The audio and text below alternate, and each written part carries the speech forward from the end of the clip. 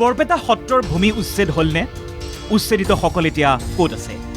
এতিয়াও বেদখলীকৃত কিমান ভূমি আছে সত্ৰৰ?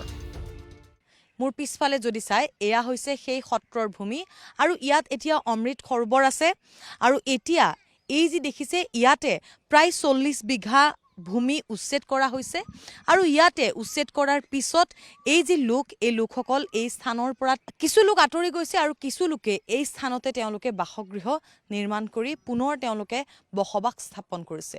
বৰপেটা সত্ৰৰ ভূমি প্ৰায় 20,000 বিঘা এতিয়াও কিন্তু বেদখল হৈ আছে।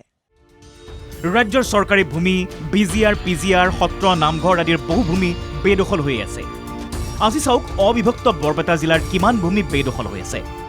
বৰপেটা ৰাজহ চক্ৰৰ বেদখলীকৃত মাটি 2,908 বিঘা 3 কঠা 18 লেচা।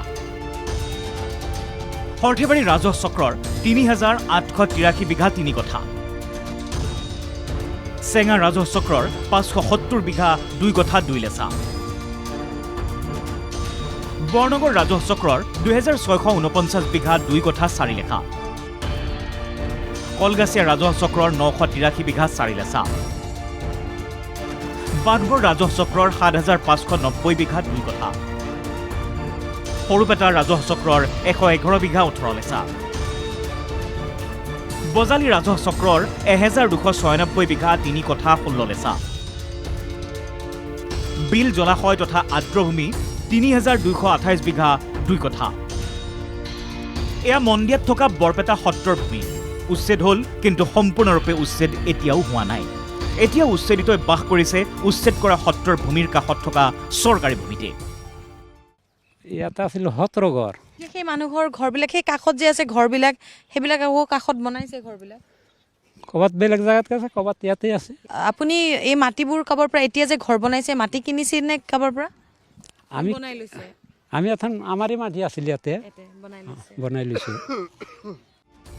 বিকল্প ব্যৱস্থা তথা সংস্থাপন নোহোৱাকৈ কৰা উচ্ছেদক ভেকু ভাওনা আখ্যা প্ৰাক্তন সাংসদ আব্দুল খালেকৰ। সত্ৰৰ মাটি মুছলমানে দখল কৰা অনুচিত। সত্ৰৰ ভূমিত যদি কোনো মুছলমান আছে তেনে মুছলমানক শীঘ্ৰেই স্বইচ্ছাই ভূমি এৰি দিয়াৰো আহ্বান আব্দুল খালেকৰ। উচ্ছেদ যেতিয়ালৈকে আপুনি বিকল্প সংস্থাপনৰ ব্যৱস্থা নকৰে তেতিয়ালৈকে উচ্ছেদে সমাধান কৰিব নোৱাৰে। তেওঁলোকৰ নিজৰ বুলিবলৈ এডোখৰ মাটিও নাই। আছে চৰকাৰী মাটিত, হয় চৰকাৰী মাটি নহ'লে PGR, VGRৰ মাটি।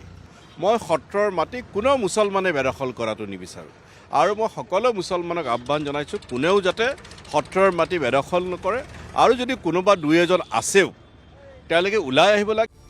সত্ৰৰ ভূমিত অমৃত সৰোবৰ, কিন্তু তাৰ কাষতে থকা চৰকাৰী ভূমিতাকো দখল কৰিছে উচ্ছেদিতই। পিছে বেদখলৰ এই সমস্যাৰ স্থায়ী সমাধান কেতিয়া? মন্দিয়াৰ পৰা ধনজিৎ দাসৰ সহযোগত জপা দাসৰ ৰিপৰ্ট, NKTV+।